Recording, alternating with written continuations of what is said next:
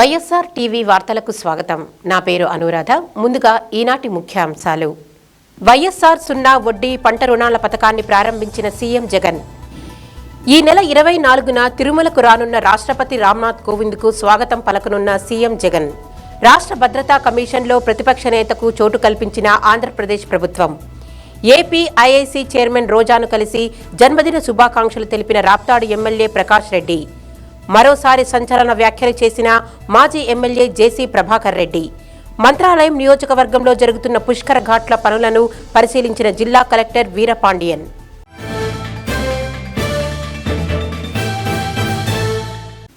ఈ నెల 24న తిరుమల శ్రీవారి దర్శనార్థం రాష్ట్రపతి రామ్నాథ్ కోవింద్ తిరుమలకు రానున్నారు. తిరుచానూరు, తిరుమల ఆలయాలను ఆయన దర్శించుకోనున్నారు. రాష్ట్రపతికి ముఖ్యమంత్రి వైఎస్ జగన్మోహన్ రెడ్డి స్వాగతం పలకనున్నారు.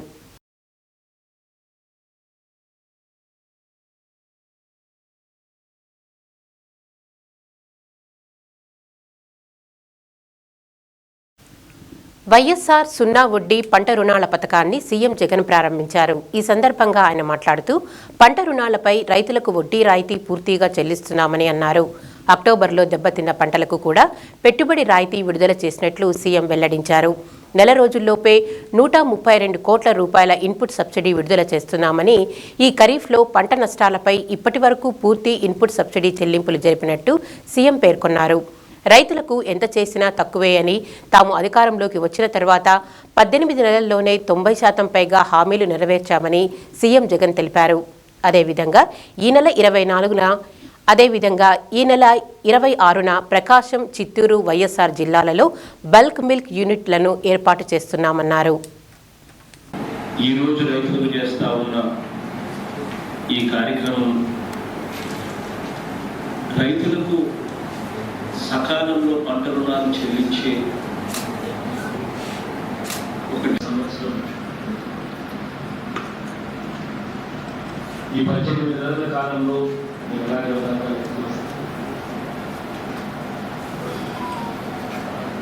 మేనిఫెస్టో అంటూ ఒకటి ప్రజలకు చూపించి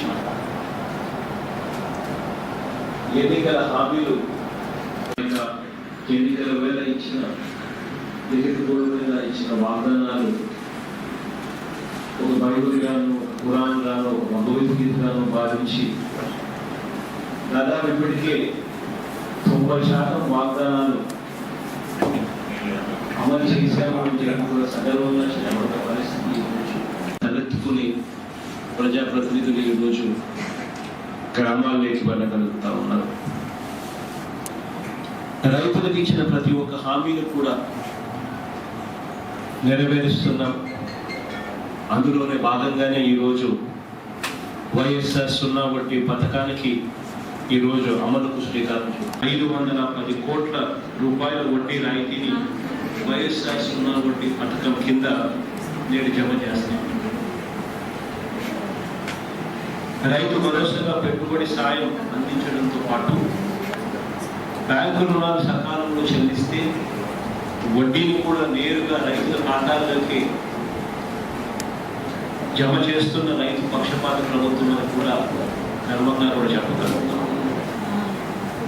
భారతదేశ చరిత్రలో మన ప్రభుత్వం మాత్రమే ఈ మాదిరిగా చేస్తా ఉందని కూడా గర్వంగా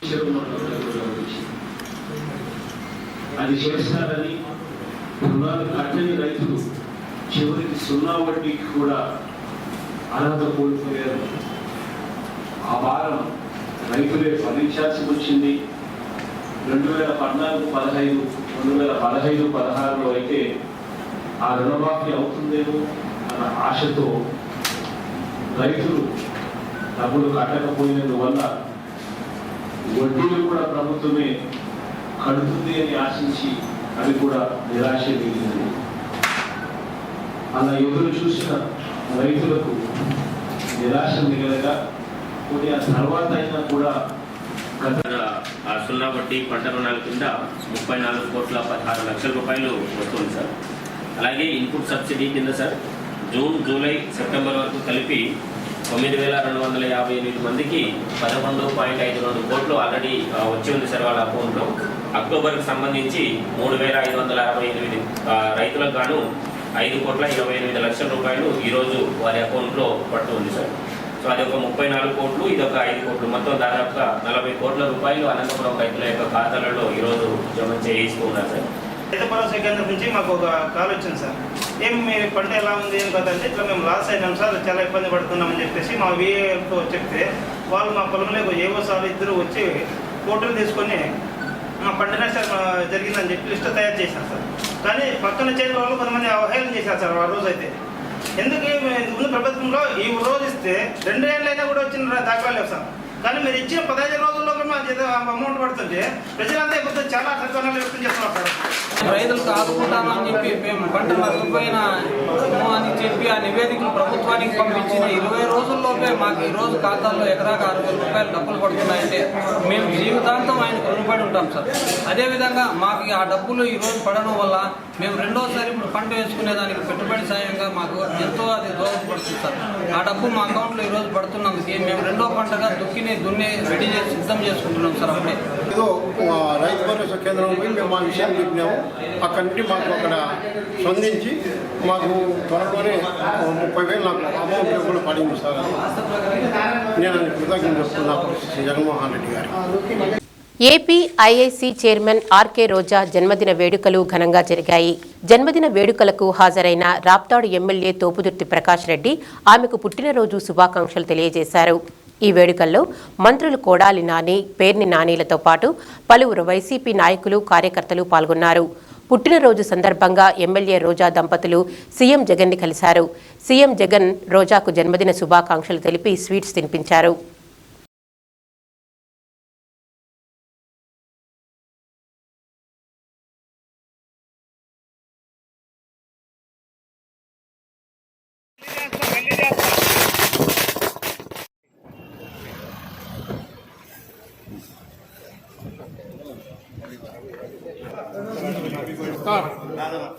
ఇట్రా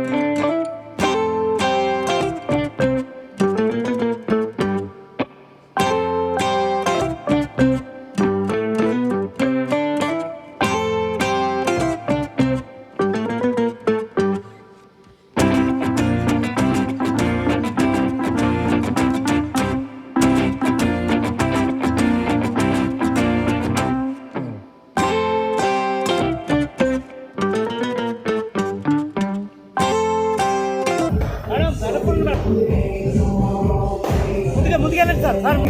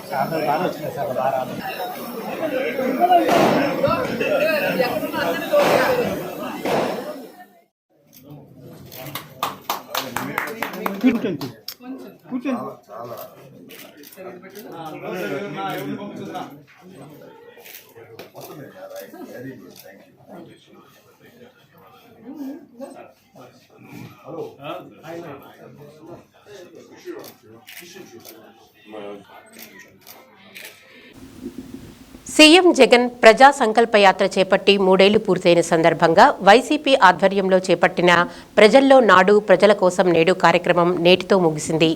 గుంతకల్ పట్టణంలో జరిగిన ఈ కార్యక్రమానికి స్థానిక ఎమ్మెల్యే వెంకట్రామరెడ్డి ముఖ్య అతిథిగా హాజరయ్యారు. ఈ రోజు ఉదయం కసాపురం నుంచి గుంతకల్ వరకు ఎమ్మెల్యే పాదయాత్ర చేశారు. సుమారు 5 కిలోమీటర్ల మేర పాదయాత్ర సాగింది. పాదయాత్రలో భాగంగా ఎమ్మెల్యే స్థానిక ప్రజలతో ముచ్చటించారు. సంక్షేమ పథకాలు సక్రమంగా అందుతున్నాయా లేదా అని స్వయంగా అడిగి తెలుసుకున్నారు. అనంతరం గుంతకల్ పట్టణంలోని వైఎస్ఆర్ విగ్రహం వద్ద నిర్వహించిన సభలో ఎమ్మెల్యే మాట్లాడుతూ ఎన్ని ఆర్థిక ఇబ్బందులు ఉన్నా అభివృద్ధిని విస్మరించకుండా సీఎం జగన్ పాలన సాగిస్తున్నారని తెలిపారు. టీడీపీ నాయకులు అభివృద్ధి అడ్డుకోవడమే లక్ష్యంగా పెట్టుకున్నారని ఆయన మండిపడ్డారు. పాదయాత్రలో ఇచ్చిన హామీలను ప్రతి ఒక్కటి నెరవేరుస్తూ సీఎం జగన్ ప్రజల గుండెల్లో నిలిచిపోయారని ఎమ్మెల్యే వెంకట్రామరెడ్డి హర్షం వ్యక్తం చేశారు. ఈ కార్యక్రమంలో స్థానిక వైసీపీ నాయకులతో పాటు కార్యకర్తలు పెద్ద ఎత్తున పాల్గొన్నారు. ఈ కార్యక్రమానికి విచ్చేసిన గుంతకల్ పట్టణం, గుంతకల్ నియోజకవర్గం వైఎస్ఆర్ కాంగ్రెస్ పార్టీ నాయకులకు, అభిమానులకు, శ్రేయోభిలాషులకు, అదేవిధంగా నా అక్క చెల్లెమ్మలకు, పుర ప్రముఖులకు, ఈ కార్యక్రమంలో భాగస్వాములైన ప్రతి ఒక్కరికి కూడా పేరు పేరున శిరస్సు వంచి నమస్కారం చేస్తా ఉన్నాం. మనందరికీ తెలుసు, జగన్మోహన్ రెడ్డి గారి పాదయాత్రలో నుంచి పుట్టిన ఈ నవరత్నాలు ఈ రోజు కేవలం 16 నెలల లోపలే మరి వాటిని అమలు చేసి చూపించి ప్రతి ఒక్క చెల్లెమ్మలకు, ప్రతి రైతు సోదరులకు, ప్రతి యువ నాయకులకు, ప్రతి ఒక్కరికి రాష్ట్రంలో కూడా జగన్మోహన్ రెడ్డి గారు నేనున్నానని చెప్పి మరి ఈ రాష్ట్రంలో కూడా మనమందరం కూడా తెలుసుకోవాలా. అందరికీ కూడా నేను ఒక్కటి చెప్తా ఉన్నాను, ఇంత వర్షం ఉన్నప్పటికీ కూడా, ఇంత కాలాతీతమైనప్పటికీ కూడా ఎవరిని కూడా ఇబ్బంది పెట్టాల్సిన అవసరం లేదు. చాలా విషయాలు చెప్పాలనుకున్నాం. ఈ వర్షం కారణంగా మరి పూర్తిగా మాట్లాడలేకపోతున్నందుకు క్షమించాలి. ఒక్కటి మాత్రం గుర్తుంచుకోండి, మన నాయకుడు ఒక పక్క ప్రతి అక్క చెల్లెమ్మలకు, ప్రతి రైతన్నలకు, మన పిల్లలకు, మరి అందరికీ కూడా చేదోడు వాదోడుగా ప్రతి కులానికి న్యాయం చేస్తూ, మతాలు అనుకోండా, కులాలు అనుకోండా, పార్టీలు అనుకోండా, అన్నిటికీ అతీతంగా పనిచేస్తూ కర్నూలు జిల్లా మంత్రాలయం నియోజకవర్గంలో జరుగుతున్న పుష్కరాల ఘాట్ పనులను జిల్లా కలెక్టర్ వీరపాండియన్ పరిశీలించారు. ఈ సందర్భంగా కలెక్టర్ మాట్లాడుతూ కరోనా నిబంధనల వల్ల పుష్కర స్నానాలకు అనుమతి లేదన్నారు. కేవలం నదీ జలాలను తలపై వేసుకునేందుకు మాత్రమే అవకాశం ఉంటుందని తెలిపారు. పుష్కరాల నేపథ్యంలో భక్తులకు ఎటువంటి ఇబ్బందులు కలగకుండా అన్ని ఏర్పాట్లు చేశామని కలెక్టర్ పేర్కొన్నారు. భక్తులందరూ మాస్కులు ధరించి సామాజిక దూరం పాటిస్తూ శానిటైజర్ వాడాలని సూచించారు. ఈ కార్యక్రమంలో కలెక్టర్తో పాటు ఎమ్మెల్యే బాలనాగిరెడ్డి, పలువురు వైసీపీ నాయకులు, కార్యకర్తలు పాల్గొన్నారు. మళ్ళీ మనకు 20 తారీఖు స్టార్ట్ చేసేటప్పుడు నుంచి ప్రజలు రావడం మొదలవుతుంది. సో ప్రజల కోసం కావాల్సిన అన్ని సౌకర్యాలు ఏర్పాటు చేయాల్సిన అవసరం ఉంది. డ్రింకింగ్ వాటర్ కానీ, అకామిడేషన్ కానీ, డ్రెస్ చేంజింగ్ రూమ్స్ కానీ, టాయిలెట్స్ కానీ, మళ్ళీ పార్కింగ్ కానీ ఇవన్నీ కూడా చేయాల్సిన అవసరం ఉంది. Lighting, CCTV camera, control room అన్నీ కూడా ఏర్పాటు చేయాల్సిన అవసరం ఉంది. దానికి సంబంధించిన శాఖ అధికారులందరూ కూడా వాళ్ళ పనులు చేసుకుంటూ వెళ్తున్నారు. సో అన్నీ కూడా ఫైనల్ స్టేజ్కి వచ్చింది. ఒకే ఒకటి అందరినీ కోరుతున్నది, కోవిడ్ నియంత్రణ వల్ల మనం అందరం కూడా చాలా జాగ్రత్తగా కొన్ని నియంత్రణల్ని పాటించాల్సిన అవసరం ఉంది. కోవిడ్ అప్రాప్రియేట్ బిహేవియర్ మనము పాటించాల్సిన అవసరం ఉంది. దానివల్ల ప్రతి ఒక్కరు ఖచ్చితంగా మాస్క్ వేసుకొని రావాలి, దూరం పాటించాలి. దానికోసమే పోలీ డిప్ కూడా మనము ఇది చేయట్లేదు. సో దానివల్ల దాన్ని ఇది చేయాలి. మళ్ళీ ఖచ్చితంగా శానిటైజేషన్ చేసుకోవాలి. మాస్క్ మాత్రం ఎట్టి పరిస్థితుల్లో ఎవరు కూడా లేకుండా ఉండకూడదు. ఖచ్చితంగా అందరూ కూడా మాస్క్ వేసుకోవాలి. మళ్ళీ మేము డిస్టెన్స్ అన్నీ పాటిస్తాం కాబట్టి అది సుప్రసిద్ధ పుణ్యక్షేత్రం మంత్రాలయంలో కార్తీక మాస ఉత్సవాలు ఘనంగా ప్రారంభమయ్యాయి. బలిపాడ్యమి పురస్కరించుకొని మఠాధిపతులు రాముల విగ్రహాలకు ప్రత్యేక పూజలు చేశారు. రాఘవేంద్ర స్వామి మూల బృందావనంకు అర్చకులు జలాభిషేకం, పంచామృతాభిషేకం నిర్వహించి మంగళహారతులు ఇచ్చారు. అనంతరం స్వామివారి బృందావనాన్ని ప్రత్యేక పుష్పాలతో, స్వర్ణ ఆభరణాలతో అలంకరణ చేశారు.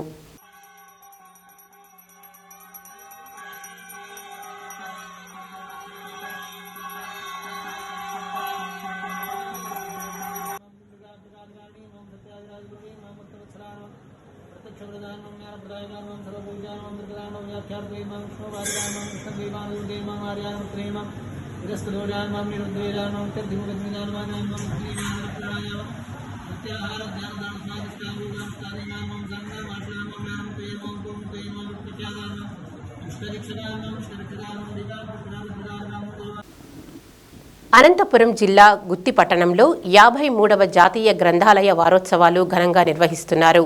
వారోత్సవాలలో భాగంగా విద్యార్థులకు వ్యాసరచన పోటీలు నిర్వహిస్తామని లైబ్రేరియన్లు శ్రీనివాసులు వేణుగోపాల్ తెలిపారు. పోటీలలో గెలుపొందిన వారికి చివరి రోజున బహుమతులు ప్రదానం చేస్తామన్నారు. 53వ జాతీయ గ్రంథాలయ వారోత్సవాలు నవంబర్ 14 నుండి 25 జరుగుతాయి. అందులో భాగంగా మొదటి రోజు నెహ్రూ చిత్రపటానికి పూలమాల వేసి గ్రంథాలయ వారోత్సవాలను ప్రారంభించాం. మొన్న పుస్తక ప్రదర్శన, నిన్న గ్రంథాలయ ఉద్యమకారుల సంస్థల సన్మానం ఏర్పాటు చేశాం. ఈరోజు రేపు విద్యార్థులకు వ్యాసరచన పోటీలు, చిత్రలేఖన పోటీలు కండక్ట్ చేస్తాం. 20వ తేదీన 19వ తేదీ ఇందిరాగాంధీ జయంతి నిర్వహిస్తాం. 20వ తేదీన వివిధ పోటీల్లో గెలుపొందిన విద్యార్థులకు జిల్లా గ్రంథాలయ సంస్థ అనంతపురం శాఖా గ్రంథాలయ గుత్తి వారి తరఫున బహుమతులు ప్రదానం చేయడం జరుగుతుంది. ఇందిరాగాంధీ మహిళా దినోత్సవం సందర్భంగా ఇందిరాగాంధీ చేసి పిల్లలకు బహుమతి ప్రదానం చేయడం జరుగుతుంది. తాడిపత్రి మాజీ ఎమ్మెల్యే జేసీ ప్రభాకర్ రెడ్డి మరోసారి సంచలన వ్యాఖ్యలు చేశారు. సొంత పార్టీ నేతలపై పరోక్షంగా విమర్శలు చేస్తూ అధికార పార్టీ చేసిన కార్యక్రమాలపై విరుచుకుపడ్డారు. అనంతపురం నగరంలో జరిగిన ఓ సమావేశంలో ఆయన మాట్లాడుతూ టీడీపీ కార్యకర్తల్లో ధైర్యం పోలేదన్నారు. నగరంలోని టీడీపీ నాయకత్వంపై తనకు నమ్మకం లేదని, నాయకుడంటే నమ్మకంగా ఉండాలని ఆయన సూచించారు. జైలు జీవితం అంటే అంతా భయపడతారని, అయితే అక్కడ చాలా సంతోషంగా ఉన్నానని జేసీ ప్రభాకర్ రెడ్డి అన్నారు. స్థానిక సంస్థల ఎన్నికలు రానున్న నేపథ్యంలో కష్టపడ్డ వారికే సీట్లు వస్తాయని జేసీ పవన్ తెలిపారు. లోకల్గా ఉన్న నాయకులు చెప్తే టికెట్లు రావని, పార్టీ అధిష్టానమే సర్వే ద్వారా టికెట్లు కేటాయిస్తుందని ఆయన స్పష్టం చేశారు. ఈ కరోనా నేను అనుకుంటున్నాను ఒక జనవరికి వైరస్ ఏమైనా తగ్గిపోతేనే లోకల్ బాడీ ఎలక్షన్ ఉండొచ్చు. ఆ లోకల్ బాడీ ఎలక్షన్స్ లో అనంతపురం ఎవరైతే నాయకులు ఉన్నారో వాళ్ళందరికీ నేను ఒకటే విజ్ఞప్తి, మనము ఈ వైఎస్ఆర్ ప్రభుత్వాన్ని ఒక హెచ్చరిక ఇవ్వాలి అంటే ఆ లోకల్ బాడీ ఎలక్షన్ లో మనం ఖచ్చితంగా విజయం చెవి చూడాల్సిందే. దానికి మీరు కష్టపడండి. ఇది తెలుగుదేశం పార్టీ కార్యకర్తల పార్టీ, నాయకుల పార్టీ కాదు. మీరు ఎవరైతే కష్టపడతారో ఖచ్చితంగా పార్టీ వాళ్ళని గుర్తించి సర్వే చేపించి మీ పేరు వస్తే మీకు తప్ప వేరే వాళ్ళకి ఏ బడా నాయకుడు చెప్పినా టికెట్లు మాత్రం ఖచ్చితంగా పార్టీ హైకమాండ్ ఇస్తుంది. సర్వేలో ఎవరి పేరు వస్తే వాళ్ళకి వస్తుంది. కనుక ఈ రోజు నుంచే మీరు ఆ పోటీకి సన్నాహాలన్నీ మొదలుపెట్టి ముందుకు తీసుకెళ్ళండి. మీరు ఎవరో ఏదో చెప్తే వినాల్సిన అవసరం లేదు. మీరు చంద్రబాబు నాయుడు కోసం పనిచేస్తున్నారు, మీరు తెలుగుదేశం పార్టీ కోసం పనిచేస్తున్నారు. మీరు పనిచేసి ముందుకెళ్ళండి. పార్టీ మిమ్మల్ని ఖచ్చితంగా గుర్తు చేస్తుంది. దీంట్లో రెండో మాటే లేదు. నేను జైలు వేసిన అన్ననే జైలు బాగుంటుందా? భయపడతారు మీరు జైలు అంటే? ఏంది అల్లుని చూసినట్టు చూసుకుంటారు. పొద్దున్నే టీ ఇస్తారు మీ అమ్మమ్మ మీ భార్య ఏదో, మళ్ళీ టంగడంగా అంటేనే మళ్ళీ టిఫిన్ పెడతారు. కార్యకర్తలు నేను చూస్తున్నాను చాలా మందిని. జైలు అంటే భయపడద్దు. దొంగతనం చేస్తూ మటుగా ఆడో ఇస్పేట్ ఆకులోడు పోతే ఇన్సల్ట్ కానీ కార్యకర్తగా మన ఆయన కూడా ఫ్రీడమ్ ఫైటర్. అయితే మన ఆయన జైలు పోయినాడని మేము చెప్పుడు చాలా ఎండిపోయినా అన్నాడు. ఫ్రీడమ్ ఫైటర్ రా అని చెప్తాడు. మర్డర్ చేసుకోలే మన ఆయన. 4.5 సంవత్సరం ఉన్నాడు. ఇంకా మీరున్నారు కాబట్టి తెలుగుదేశం బతికే ఉంది. రాష్ట్ర భద్రతా కమిషన్లో ప్రతిపక్ష నేతకు చోటు కల్పిస్తూ ప్రభుత్వం నిర్ణయం తీసుకుంది. ఈ మేరకు నిబంధనలు సవరిస్తూ సోమవారం ఉత్తర్వులిచ్చింది. సుప్రీంకోర్టు, తెలంగాణ హైకోర్టు ఇచ్చిన తీర్పు నేపథ్యంలో ఏపీ రాష్ట్ర భద్రతా కమిషన్ నిబంధనలు 2020లోని రూల్ నంబర్ 2లోని సబ్ రూల్ 2లో ప్రభుత్వం సవరణ చేసింది. రాష్ట్ర హోంమంత్రి చైర్మన్గా ఉండే ఈ కమిషన్లో అసెంబ్లీ ప్రతిపక్ష నేత, ప్రభుత్వ ప్రధాన కార్యదర్శి, డీజీపీ, రాష్ట్ర హోంశాఖ కార్యదర్శి సభ్యులు, స్వచ్ఛంద సంస్థలు, పలు రంగాల నుంచి మరో 5 సభ్యులుగా ఉంటారు. అయితే చంద్రబాబు ప్రభుత్వ హయాంలో ప్రతిపక్ష నేతకు చోటు కల్పించకపోవడం గమనార్హం. కర్నూలు జిల్లా కౌతాళం మండలం కేంద్రంలోని ఎంపీడీఓ కార్యాలయం ఎదుట బసవిని స్త్రీలు ఆందోళనకు దిగారు. కేవీపీఎస్ రైతు సంఘాల ఆధ్వర్యంలో జరిగిన ఈ ధర్నాకు బసవిని స్త్రీలు పెద్ద ఎత్తున హాజరయ్యారు. ఈ సందర్భంగా వారు మాట్లాడుతూ 1996-97 కాలంలో తమ పేరుతో డిపాజిట్ చేసిన డబ్బులను ఇవ్వకుండా బ్యాంకు అధికారులు నిర్లక్ష్యం వహిస్తున్నారని మండిపడ్డారు. ఏ ఆధారం లేని తమకు కనీస పెన్షన్ 5,000 రూపాయలు ఇవ్వడంతో పాటు ఆత్మగౌరవంతో బతకడానికి 2 ఎకరాల సాగు భూమి ఇవ్వాలని వారు ప్రభుత్వాన్ని డిమాండ్ చేశారు. కాలంలోనే మనకు 20,000 రూపాయలు ప్రభుత్వం డిపాజిట్ చేసింది బ్యాంకుల్లోన. ఆ బ్యాంకుల్లో డిపాజిట్ చేసినటువంటి డబ్బులు కొన్ని బ్యాంకుల వాళ్ళు ఇవ్వకుండా మనల్ని చాలా చిన్న చూపు చూస్తూ వాళ్ళందరూ కూడా బయటికి తరిమేస్తున్నారు. ఈ యొక్క డిమాండు, అదేవిధంగా మనకు సామాజికంగా మనం వెనకబడినటువంటి తరగతులకు సంబంధించిన మనకు ప్రత్యేకమైనటువంటి పెన్షను 5,000 రూపాయలు ఇవ్వాలని ఇప్పుడు అందరిలాగే మనకు 2,000 పెన్షన్ ఇస్తున్నారు. అట్లాంటిది కాకుండా మనకు 5,000 పెన్షన్ ఇవ్వాలని, అదేవిధంగా మనం బ్రతికేదానికి భూమి అవసరం ఖచ్చితంగా ప్రతి ఒక్కరికి. ఇల్లుతో పాటు ఇంటి స్థలాలు కూడా లేవు చాలా మందికి మనకు. కాబట్టి మనకు ఇళ్ళ స్థలాలు ఇవ్వాలని, అట్లే మనము కనీసం మనకు ప్రత్యేకంగా బ్యాంకు ద్వారా లోను 1,00,000 రూపాయలు ఇవ్వాలని కూడా ఈరోజు మనం డిమాండ్ చేస్తున్నాం. అట్లే దీంతో పాటు మనకు 1,00,000 రూపాయల లోను ఇవ్వడమే కాదు, ప్రమాద బీమా సౌకర్యం ప్రత్యేకంగా కల్పించాలి. మనకు ఎటువంటి జీవనాధారం లేదు, మనపైన ఆధారపడిన పిల్లలకు కూడా ఏమీ ఆధారం లేదు మన దగ్గర. కాబట్టి ప్రత్యేకంగా ప్రమాద బీమా కూడా ఇవ్వాలని చెప్పేసి ఈరోజు ప్రభుత్వాన్ని డిమాండ్ చేస్తున్నాం. ఈ డిమాండ్ల పైన మన యొక్క కేవీపీఎస్ జిల్లా ప్రధాన కార్యదర్శి ఆనంద్ బాబు గారిని ఈ యొక్క కార్యక్రమాన్ని ఉద్దేశించి మాట్లాడాలని కోరుతున్నాం. ఇంతటితో ఈనాటి వైఎస్ఆర్ టీవీ వార్తలు సమాప్తం. నమస్కారం.